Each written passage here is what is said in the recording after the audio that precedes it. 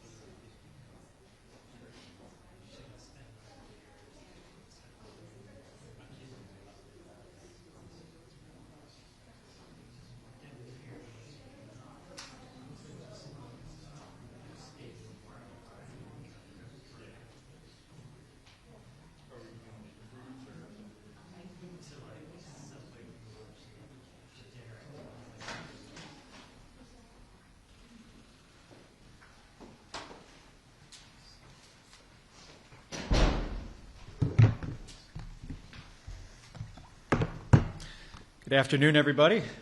Seems like most of you guys are here. And thank you for taking the time. Let me get started. So, throughout his entire career, in business, reality TV, and politics, Donald Trump has had one and only one play: bullying his opponents into silence. He did it as a failed casino owner who bankrupted his properties and screwed over his contractors. He did it as a reality TV host known for firing people. And he's done it as president who tries every day to intimidate people with no regards for the rights or well-being of the American people. I'll say this for the guy: while he's never seemed to do much else right, for most of Donald Trump's career, bullying people has worked out for him. But not now. Because I won't let it happen. The American people won't let it happen.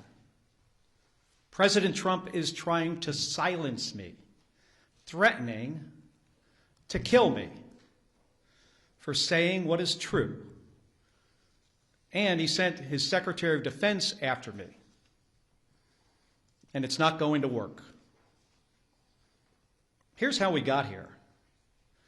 A week and a half ago, Senator Slotkin and I, along with others who also served in the military and the intelligence communities, we released a video with a simple message to service members that they must refuse illegal orders.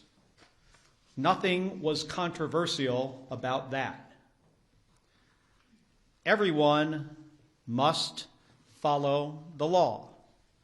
No one may break the law. This is pretty basic stuff.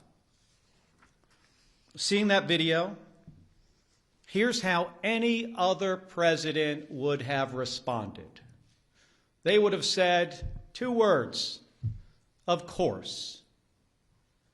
But that's not how this president responded. We've become so accustomed to Donald Trump's behavior that it is worth emphasizing.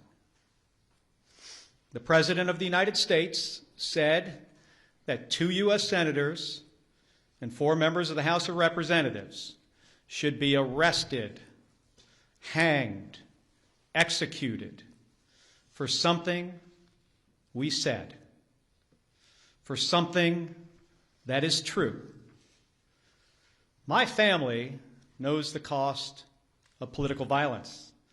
My wife, Gabby, was shot in the head and nearly died while speaking with her constituents.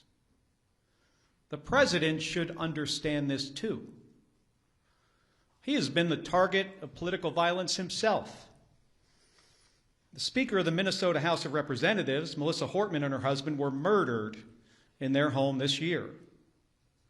The Governor of Pennsylvania, Josh Shapiro, had his house firebombed this year. Then Charlie Kirk was assassinated at Utah Valley University, a place I visited just a few weeks ago with Republican Senator John Curtis. Faced with a wave like this, every other president we have ever had in the history of this nation would have tried to heal the country. But we all know Donald Trump. He uses every single opportunity to divide us. And that's dangerous. The president's words carry tremendous weight. People listen to him. And he knows that. And that's exactly why he does what he does.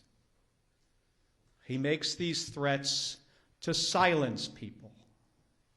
And if that doesn't work, he abuses his power to intimidate people. And with the consent of Republicans in the United States Senate, he has surrounded himself with people like the Secretary of Defense, Pete Hegseth, who will do whatever he says with no question, no matter what. Trump and Hegseth, they care more about publicity than they do about the rule of law. That's how I ended up finding out via a tweet that the Secretary of Defense was ordering an investigation into me. The same Secretary of Defense who has, from the moment he was nominated, has been historically unqualified for this position. The same Secretary of Defense who is reported to have ordered a second strike to kill shipwreck survivors in the Caribbean. If there is anyone who needs to answer questions in public and under oath, it is Pete Hegseth. It's a dangerous moment for the United States of America when the president and his loyalists use every lever of power to silence United States senators for speaking up. But we all know that this isn't about me, and it's not about the others in that video. They're trying to send a message to retired service members, to government employees, to members of the military, to elected officials, and to all Americans who are thinking about speaking up. You better keep your mouth shut or else. This has been a singular focus of President Trump's second term. Not addressing costs, not creating jobs, intimidating people, and going after the people he views as his political opponents. He's done it to companies. You better write a check to build my ballroom, or I might not approve your merger. He's done it with universities. You better fire your president, or I'll pull your research funding. He's even done it to late-night hosts. You better not make jokes that I do not like, or I'll get you taken off the air, and I'm going to take your company's broadcast license. And he does it every week with Republicans in the House and the Senate. You better toe the party line, or I'll make sure you never get reelected. Folks, this comes at a cost. And not only to American companies, colleges, and comedians. It damages every American's freedom of speech and the balance of powers that form the foundation of our democracy. Because when Republicans in Congress are too afraid to disagree with this president, it means that his bad ideas go unchallenged. He has slapped reckless tariffs on countries across the globe, skyrocketing the cost of everything from groceries to school supplies. Republicans historically, well, at least a year ago, they hated tariffs. But when it comes to voting to undo them, they are too afraid of Donald Trump. So Americans pay more for just about everything because of spineless politicians. It's the same with health care costs. There are Republicans in the House and the Senate who really want to do something to prevent these health care premiums from spiking for millions of Americans. The solutions are simple, but President Trump says he doesn't want to, so nothing happens. Nothing except a government shutdown. It goes on and on. The president has gone too far. Everybody needs to wake up. The occupant of the Oval Office is ignorant to the Constitution and has no regard for the rule of law. In trying to silence me, in proposing to court-martial me, in threatening to kill me, for fighting back when our democracy demands that we must fight back. President Trump has crossed the line. And this time, it's not going to work. I will not be intimidated by this president. I am not going to be silenced by this president or the people around him, because I've given too much in service to this country to back down to this guy. In 1991, when Donald Trump was driving the Taj Mahal casino into bankruptcy, I was getting shot at over Iraq and Kuwait. In 2001, after Donald Trump said that the collapse of the Twin Towers meant he now owned the tallest skyscraper in Manhattan, I was carrying flags honoring 9/11 victims into space on a rocket ship. In 2003, when Donald Trump was writing birthday greetings to the monster Jeffrey Epstein, I was the first on the scene to recover the bodies of my fellow astronauts who died when Space Shuttle Columbia exploded during re-entry. In 2011, when Trump was hosting a reality show and peddling conspiracy theories against President Barack Obama, I was sitting next to my wife's hospital bed as she recovered from a gunshot wound to the head. My point is this: I've been through a lot worse in service to my country. The President and Pete Hegseth are not going to silence me. They aren't going to keep me from speaking out, and they're not going to keep me from doing my job.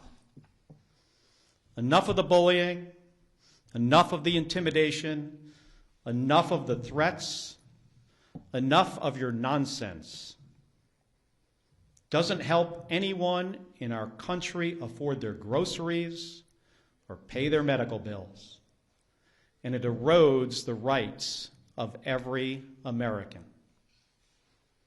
My job is to fight for them, to stand up for the Constitution, and nothing is going to stop me from doing my job.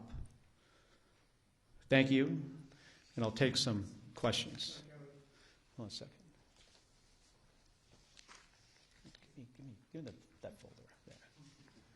Just sit this down here. Can you, well, I know it's Manu from CNN, but for everybody, just starting with you, just say who you are, what station. The White House said today that Admiral Bradley gave the order for that second strike on the Venezuelan boat. They also said this was a lawful strike. Yesterday you said the second strike could be a war crime. Do you think that Bradley committed a war crime? Let me just start, Manu, by saying that there needs to be an investigation. We need to pull some of these members of DOD and the military into the armed services committees in the House and the Senate. That's what the White House is saying. I hope what has been reported is not accurate. I revere members of the United States Navy, especially special operators, Navy SEALs. These are the most highly trained, individuals in our military. I have deep, deep respect for them. So I hope what we are hearing is not accurate. I will say, though, as somebody who has sunk 2 ships myself, that folks in the military need to understand, the law of the sea, the Geneva Conventions, what the law says. And I'm concerned that if there were, in fact, as reported, survivors clinging to a damaged vessel, that could be, over a line. I hope it's not the case. I truly do. Should Admiral Bradley resisted that order?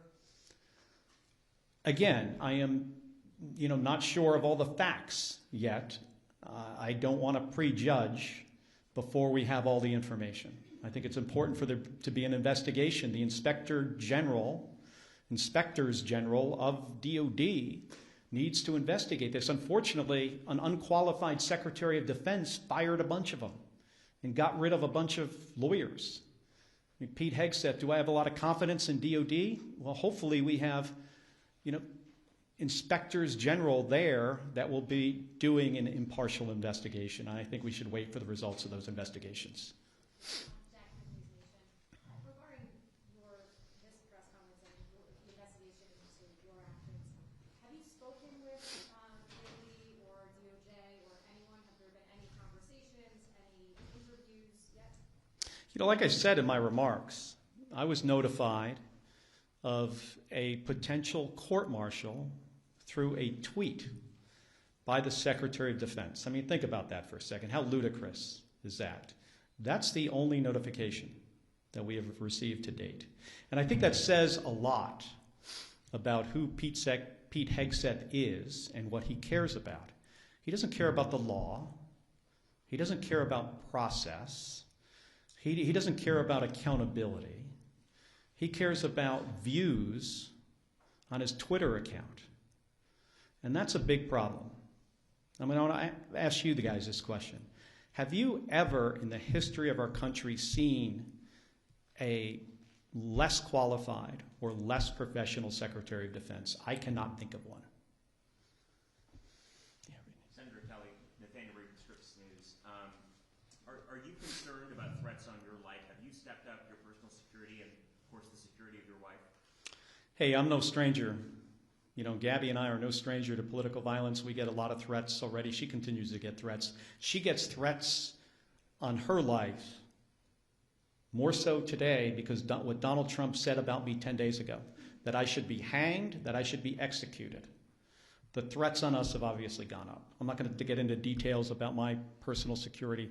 We take these threats very seriously, and I take, the threats from this president seriously.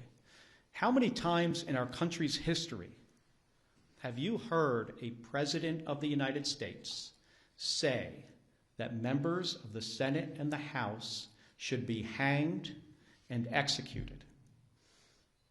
I mean, I can't think of one. Those words carry a lot of weight. The number of threatening calls that we get into our office have skyrocketed. And they were very graphic. I mean, some of them were put, not from my office, but another member put them out there for people to hear. Ones we get are worse than that. So I take this seriously. But again, that's why he does these things. Because he thinks he can shut me up. I have First Amendment rights. I'm a United States Senator. I am doing my job. I'm on the Armed Services and the Intelligence Committee. He ain't going to shut me up. I mean, he intimidates other people. I'm not intimidated by Donald Trump or Pete Hegseth or anybody else.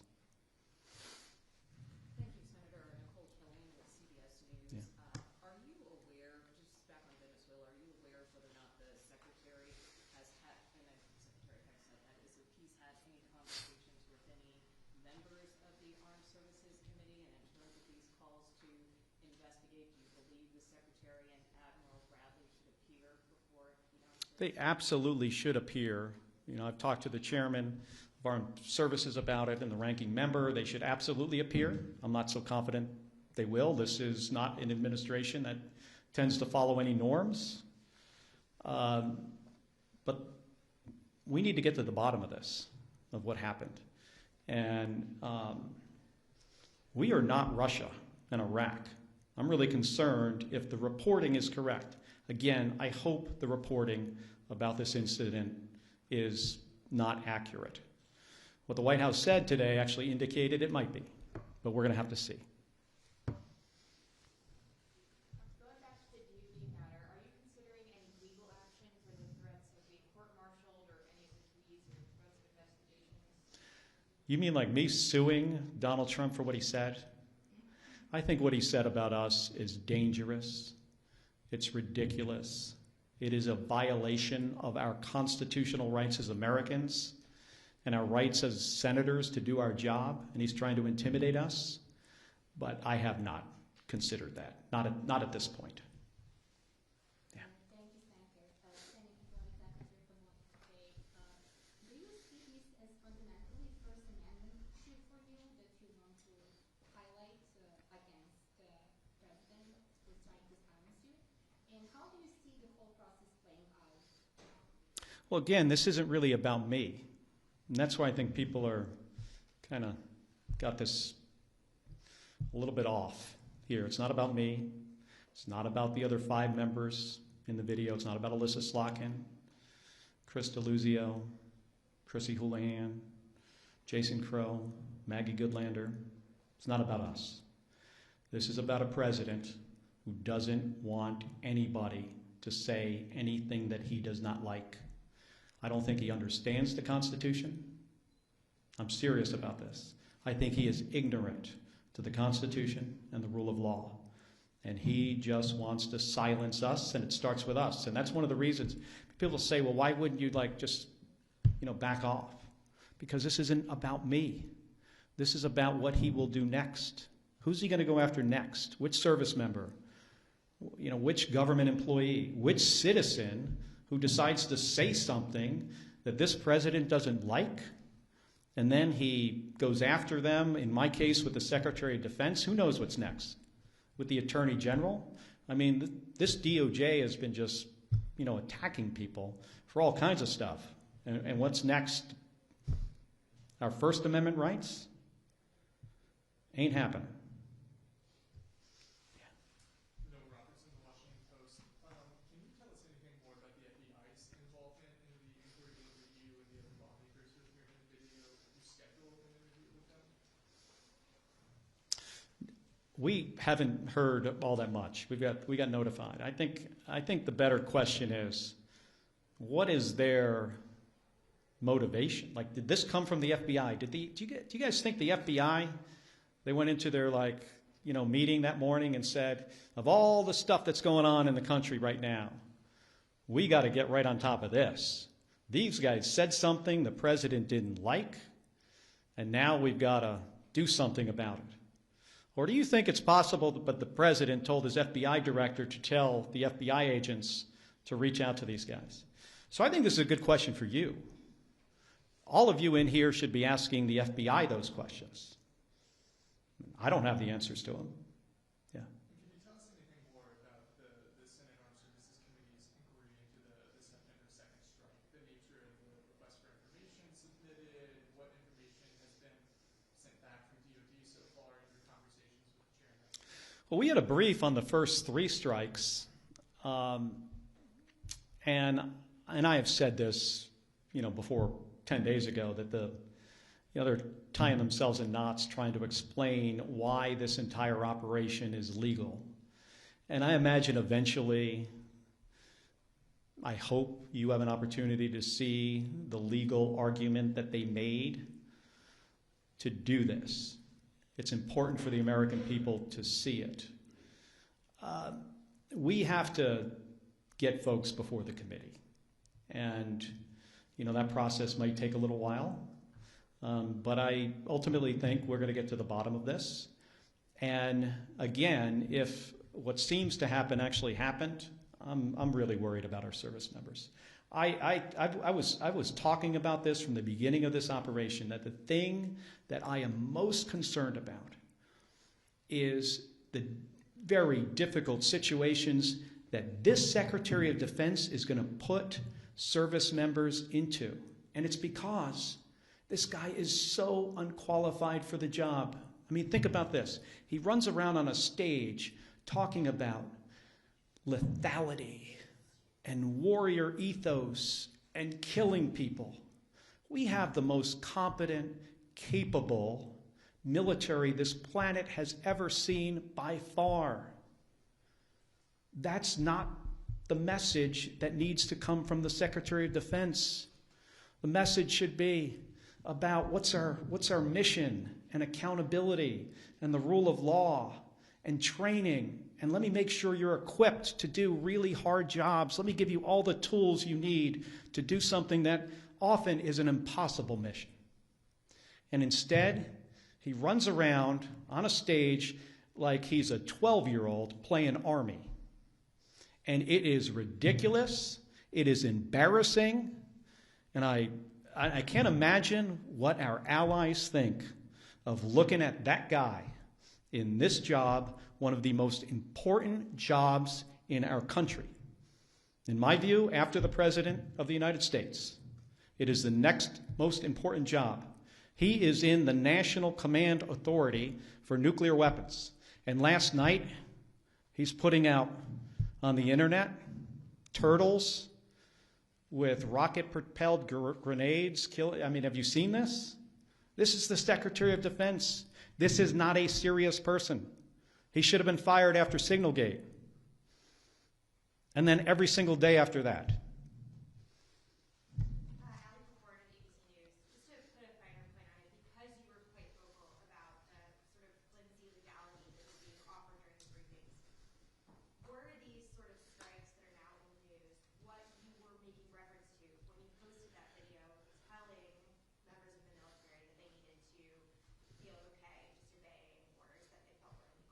Based on who this president is and who the Secretary of Defense is, and specifically things that the president has said in the past and things he was talking about doing in the future. Let me give you an example. 2016, he's talking about something on a debate stage that was clearly illegal, and he was reminded by Brett Baer from Fox News that that would be an illegal order. Military won't do that. You know what the president's response was to that? The military will not refuse my orders, implying that even if they are illegal, they will not refuse them. He's also talked about shooting protesters in the legs. Then he's talking about deploying more troops to American cities and using those cities as training grounds. Do you know what that means? That means using the American people for the military to train on. So we were looking forward to try to head something off at the pass that could have been really, really bad. So it wasn't about this specific thing. Yeah. Jennifer Schott with State's Newsroom. The NDAA conference report is set to come out later this week, over the weekend, early next week. In addition to that, you all have not yet conferenced out the defense appropriations bill for the current fiscal year. Do you see either of those as options for you and other lawmakers concerned about the Defense Department, the actions in Venezuela, and other situations to address those legislatively in either the NDAA or defense appropriations? Well, I think it could be if we could get bipartisan support to do something like that. Sure. That's sometimes challenging. Because, remember, my Republican colleagues, not all of them, but most of them, are fearful of this president. They do not want to cross him. They see what just happened to me. I said something that he did not like, and he said, I will be hanged, executed, prosecuted. He doesn't even have the order right. Yeah. Senator Michael Schnell with MS Now. You mentioned earlier that the video was meant to tell service members something that's already law, that they're not required to obey, to act on legal orders. Since it already is the law, and presumably service members are aware of the law, why did the six of you guys feel it was necessary to make the video in the first place? Well, I think it's good for people to get a reminder. And we wanted to show that we had their back and we understood the situation they were in. Pretty simple. And we said something that is in the Uniform Code of Military Justice. According to the law of armed combat, we stated something pretty simple.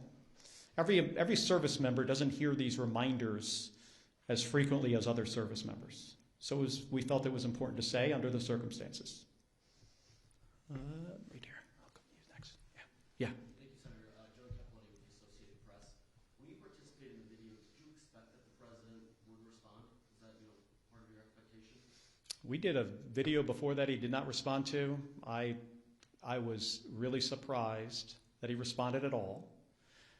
And I thought if he was going to respond, so what I just said when I gave my remarks, I thought he would have said, of course, members of the military shouldn't follow illegal orders. So when he said, I was sitting in the skiff next to Alyssa Slotkin, by the way, when somebody comes in with a little piece of paper and it says, I could see what it said on it as it was handed to her, President just called for your execution. She leaves the room. 5 minutes later, she comes back. She says to me, he's called for your execution too. That was not the response we expected. Senator Lisa from PBS. Two questions. As you say, you're still gathering the facts. Still not clear exactly what happened here. But if the Secretary of Defense did issue an order to kill people after on the second strike like this, is that an impeachable offense? Taking apart the numbers in the House, but in theory, is that a potentially impeachable offense to you? And then second, a shift, healthcare. Short time here to figure out what's going to happen in healthcare. Just what's your involvement right now in talks? Where does that stand? Well, on the first question, I think that's a question for attorneys. I am not an attorney. I don't pretend to be one. But only senators and House members. That is true. Of course, I do not know the specifics, on that part, of the law about impeachment. And again, let me remind folks that we're in the early days of this. And I think it's important to get all the facts for we to understand exactly what happened. Again, I hope what is being reported is not the case. But there needs to be an investigation, and we are a country of laws. Despite the apparent situation we're in with a president of the United States who, in my opinion, does not respect the law. We're a country of laws. We've got to hold people accountable. On the healthcare, situation, we've got some time. I'd like to see a bipartisan solution because millions of my constituents, the people I represent in Arizona, and millions of more people across the country are not going to be able to afford their health care. And they're one accident or illness away from bankruptcy. People lose their health care, they die. We can fix this. We have time to fix this. We know what to do. But again, it doesn't seem the President of the United States wants to do anything on this. If he wants to help the American people, he should engage with the United States Congress on fixing this spiking of premiums, fixing this issue. Have you, Liz Ruskin, last public media, have you received messages of support, public or private, from your Republican colleagues? Yes. And some of it's public. Can you tell us a bit about this? Well, some people put out statements. And I got some private calls, which I will not get into. But there are some, you could Google it. There are some, positive. But we're in an unfortunate period here where we have a president that does not like to be crossed.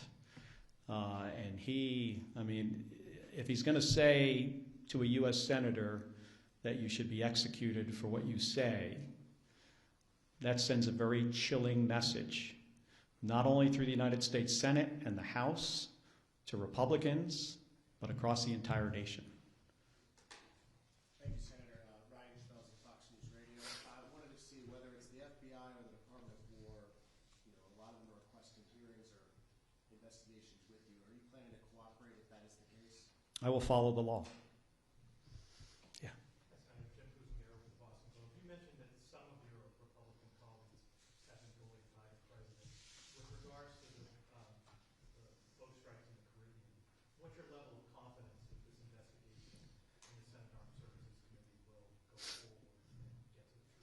I have confidence, tremendous confidence in the chairman of the Armed Services Committee, Roger Wicker, senator from Mississippi, and the ranking member, Jack Reed. And I've spoken to him about this, and I know he's going to try to do a thorough job. Where I don't have a lot of confidence is in the Secretary of Defense and what he has done to this department, firing JAG officers, firing inspectors general. He's decimated it. Firing people in the leadership of DOD just because of the color of their skin or if they were a woman. So I have about zero confidence in the Secretary of Defense. I have tremendous confidence in the chairman of the Armed Services Committee.